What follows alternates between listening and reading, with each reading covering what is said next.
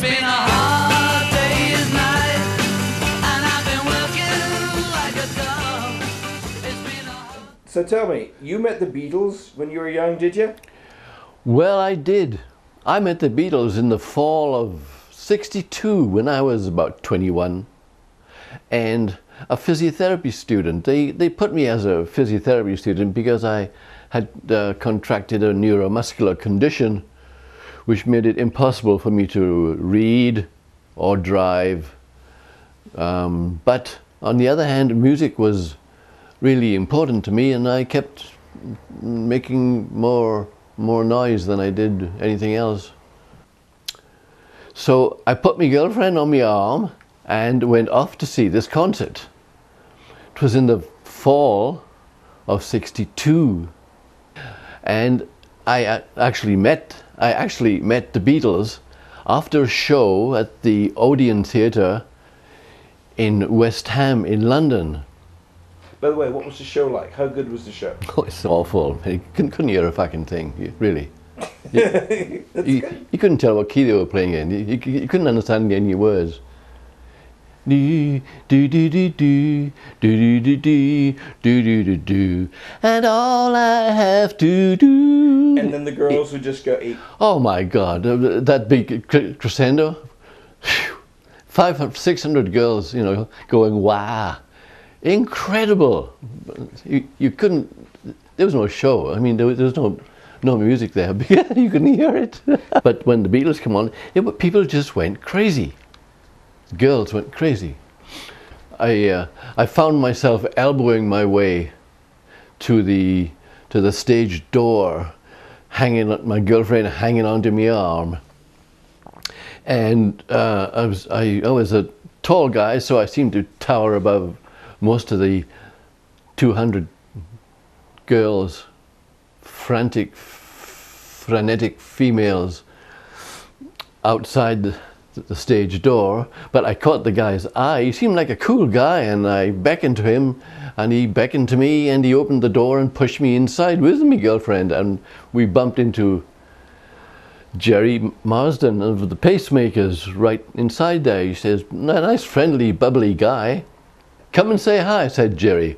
And we directed me up a rickety old staircase which led into a quiet anteroom. There, sitting quiet, peaceful, and in complete command, was the big O, Roy Orbison. Oh man. "Hi, John." He had this big drawl as he put his hand out and shook my hand. Boy, his hand was warm.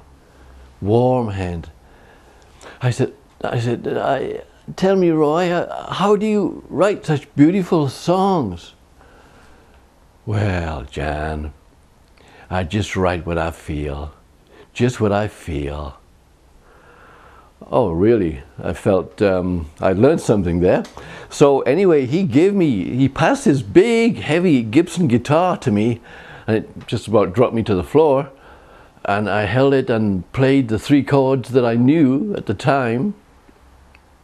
Smiling, he was smiling, I was smiling. He didn't get up. I was standing up. He must have been looking up a lot. So I gave him his guitar back. I felt a little bit embarrassed holding it. And he said, "Nice to meet you, John," and shook my hand again. And I moved back to the direction of Jerry, who then indicated we should go to the green room. I don't know what color it was, but it was the green room, which was packed full of music types, business types, A&R men, PR men. Oh, it was packed. 30 or 40 people in that room. Brian Epstein leaning on the door jamb, watching everybody, everything. The first Beatle I met was Paul. "Hi, how you doing?" Big friendly grin he gave me and shook my hand. I said, "Gee," thanked him for the music, and even though it was kind of hard to hear with 600 screaming girls there, and he sort of laughed that one off, and it was good, he said. It was good. We had fun. Then he turned away to he was in big demand, some other admirer was grabbing him, and as he turned, he pushed me towards Ringo, who was really not that interested in doing anything apart from sitting quiet, very friendly, but not the biggest conversationalist in the world. He nudged into John Lennon. There was John Lennon, who stopped, looked at me, squinted quizzically at me, wondering what I was doing, while he in the turn was wiping his sweaty horn rims, which he wouldn't wear on stage, but he was wearing right now, but he couldn't see through them because they were all foggy. Then he put his glasses on and continued to scrutinize me with a 10-second stare that I can feel to this day. It was indeed the stare of an artist, of someone who had the depth of vision inside him. I asked him how he was doing with his songwriting. How many songs had he written? I think I'd written about maybe 2. So he says, yeah, well, I've written about 300. Oh, I said, only 300? So, well, most of them are junk, he says, but some good ones now. We're getting some good ones, and we're playing them more than what we used to. We used to play a lot of Motown covers, you know, but now we're playing our own songs, and they seem to be happening. Seems to be catching on, yes.